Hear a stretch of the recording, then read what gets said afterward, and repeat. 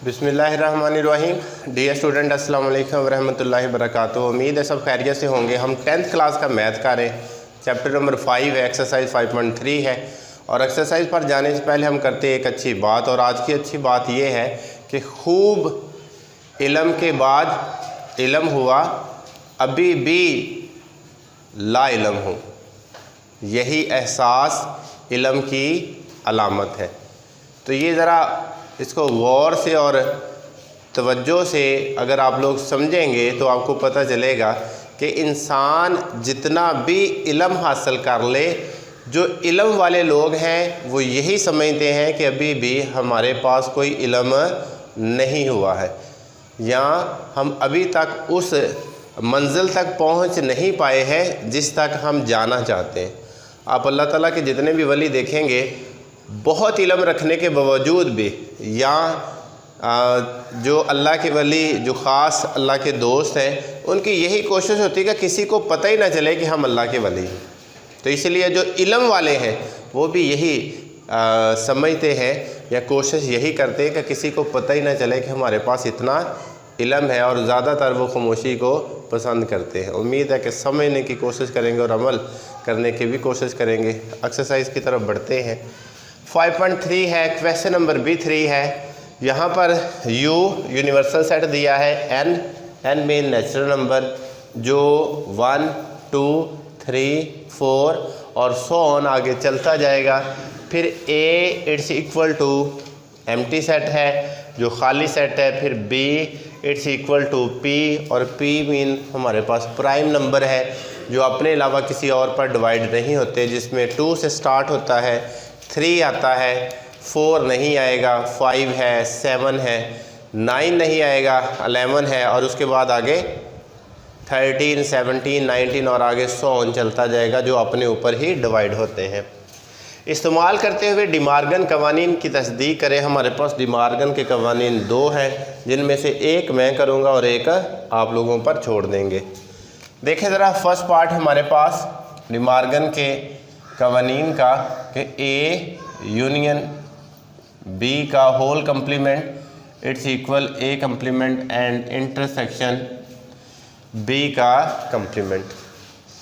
ये हमारे पास पहला पार्ट है। और इसके बाद जो दूसरा पार्ट है, A यूनियन की जगह पे इंटरसेक्शन आ जाता है, complement it's equal A complement, और इंटरसेक्शन की जगह पर यूनियन आ जाता है। तो दोनों में ज़रा आप डिफरेंस को चेक कर सकते हैं कि यहाँ पर यूनियन है, दूसरी तरफ इंटरसेक्शन है। जब आप लोग होल का कम्प्लीमेंट लिखते हैं तो इंटरसेक्शन A का सेपरेट और B का सेपरेट आ जाता है। इधर जब आपने इंटरसेक्शन का होल कम्प्लीमेंट लिखा तो फिर यूनियन का A का सेपरेट कम्प्लीमेंट और B का सेपरेट आ जाता है। तो एक पार्ट इसमें से मैं कर लेता हूँ, उसको समझ कर आप लोग दूसरा कर लीजिएगा। हाँ जी, पहला कर लो या दूसरा कर लो, देख लें जी। अगर नहीं बोलते तो हम पहले ही कर लेते हैं।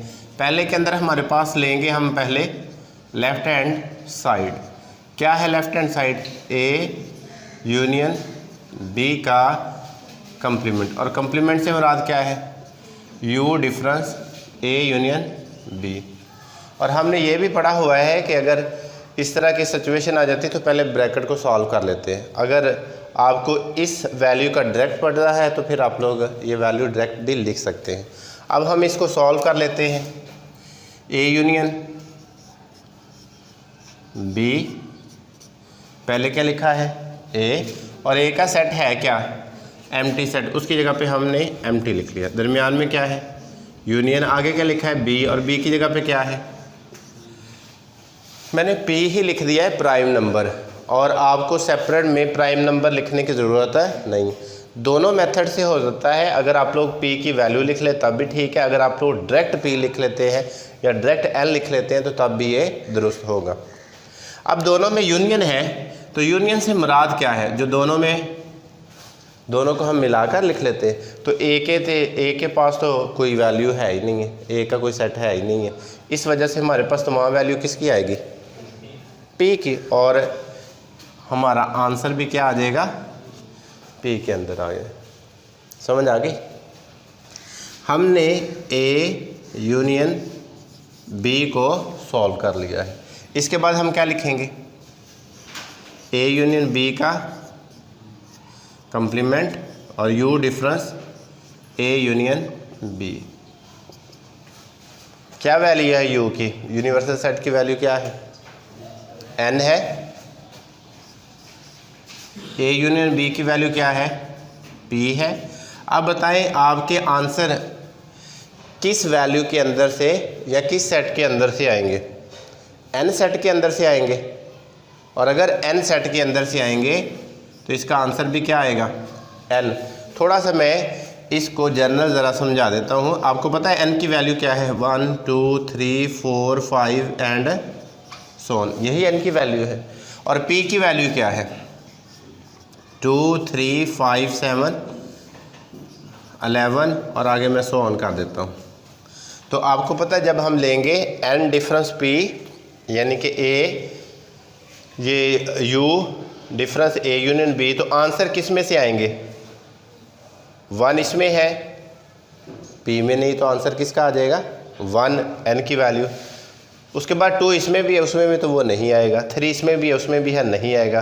फिर वैल्यू क्या आई 4 किसके अंदर मौजूद है, एन के अंदर। तो हमने पहले के लेने, इसलिए आप लोग वैल्यू के ज़रिए से भी पुट करके कर सकते हैं और आप लोग डायरेक्ट उनकी जगह पर जो उन्होंने सेटों के नाम दिए सिर्फ वही हम मेंशन कर सकते हैं। तो यहाँ पर क्या आ जाएगा, ये एन आ गया।